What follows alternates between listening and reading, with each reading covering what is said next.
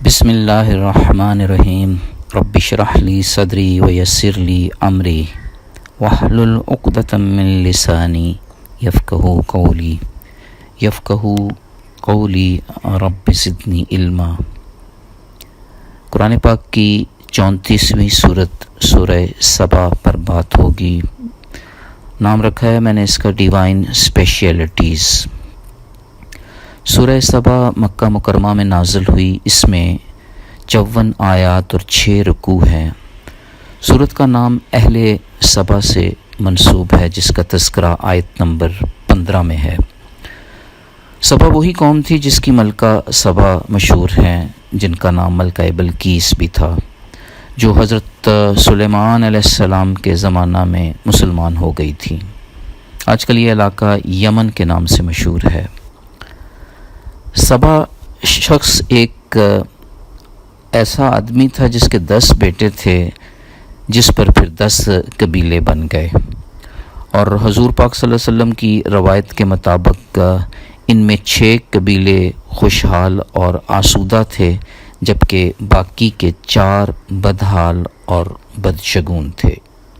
سورہ سبا کا آغاز رب عظیم کی خاص حمد اور ثنا سے ہوتا ہے کہ وہی ذات ہر قسم کی تعریفات، تمام خوبیوں اور سب کمالات کا منبع عظیم ہے۔ وہ جو چاہے جب چاہے جہاں چاہے کر سکتا ہے۔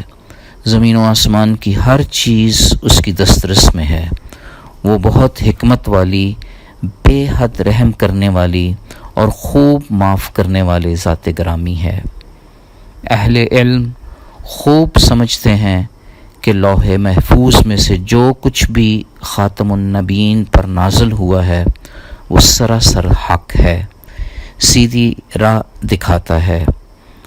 اللہ تعالیٰ کفار کے حضور پاک صلی اللہ علیہ وسلم پر الزام کا جواب دیتے ہوئے فرماتے ہیں کہ آخرت پر یقین نہ رکھنے والے گمراہی کی راہ میں ہیں، انہیں زمین و آسمان پر غور کرنے کی ضرورت ہے۔ اگر رب چاہے تو وہ زمین میں دس جائیں یا آسمان کے ٹکڑے ان پر آ گریں۔ اس صورت مبارک میں حضرت داؤد علیہ السلام اور ان کے فرزند حضرت سلیمان علیہ السلام پر اللہ تعالیٰ کے خصوصی فضل کا تذکرہ ہے۔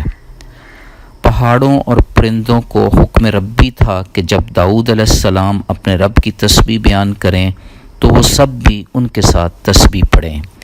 رب نے لوہے کو داؤد علیہ السلام کی ذات کے لیے نرم کر دیا تھا اور انہیں بڑی سریلی آواز عطا فرمائی۔ ابو داؤد سے روایت ہے، ایک مرتبہ رسول اکرم صلی اللہ علیہ وآلہ وسلم نے ابو موسیٰ اشعری رضی اللہ تعالیٰ عنہ کو رات کے وقت قرآن کی تلاوت کرتے ہوئے سنا تو فرمایا، انہیں بھی آل داؤد کی سریلی آواز میں سے آواز ملی ہے۔ پھر اسی طرح جنوں کو حضرت سلیمان علیہ السلام کے تابع کر دیا، جن کی مدد سے بیت المقدس کی تعمیر کروائی گئی، حتیٰ کہ روح قبض ہونے کے 4 ماہ بعد تک بھی یہ تعمیر جاری رہی۔ قوم سبا ترقی کی ایسی معراج پر پہنچ گئی تھی کہ شاید آج کی جدید دنیا میں بھی اس کا تصور ممکن نہیں۔ 1 ماہ کی مسافت 1 دن میں طے ہو جاتی۔ بلند و بالا محلات عیش و عشرت کے سامان سے لبریز رہتے، حوض سے مشابہ کھانے کے برتن اور تانبے کی بڑی بڑی دیگیں ہر وقت عمدہ اور لذیذ کھانوں سے تیار ہوتی۔ ہر طرف گھنے پھلدار درختوں کی فراوانی تھی، چونکہ بارش کے پانی کو ذخیرہ کرنے کے لیے ڈیم بنا دیے گئے تھے، مگر ناشکری کی وجہ سے ساری شان و شوکت چھن گئی، نظام معیشت تباہ و برباد ہو گیا۔ سورہ سبا یہ بات بھی واضح کر رہی ہے کہ رسول پاک صلی اللہ علیہ وآلہ وسلم کی رسالت پوری انسانیت کے لیے ہے۔ بخاری اور مسلم کی مشترکہ حدیث ہے کہ حضور پاک صلی اللہ علیہ وسلم نے فرمایا، ہر نبی اپنی قوم کے لیے بھیجا جاتا تھا اور میں تمام انسانوں کے لیے نبی بنا کر بھیجا گیا ہوں۔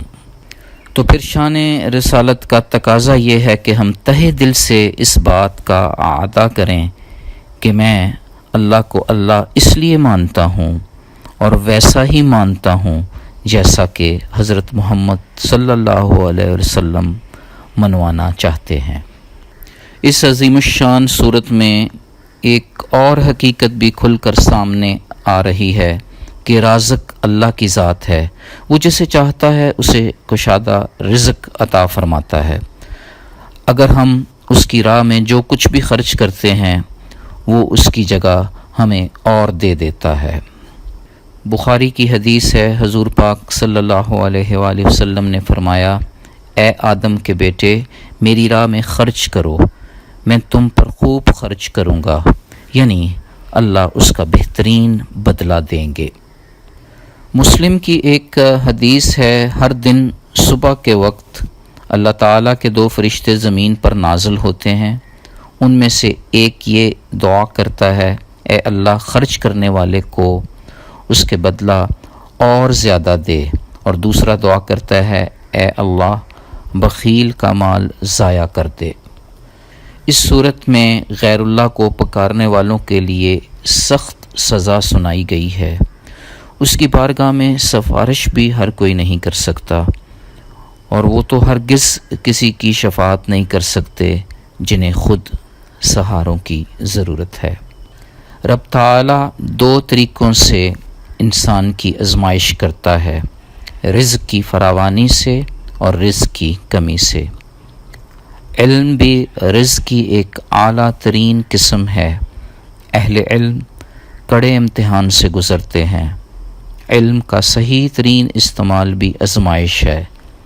آزمائش پر پورا اترنے کے لیے رب کی شکر گزاری کرنی پڑتی ہے۔ خلاصہ صورت یہ ہے کہ بندے پر جب اللہ کی نعمتیں نچھاور ہوتی ہوں تو اس پر شکر واجب ہو جاتا ہے۔ شکر کرنے پر اور بھی بہت کچھ نصیب میں آتا ہے۔ شکر نہ کرنے پر بعض اوقات نعمت بھی مصیبت بن جاتی ہے۔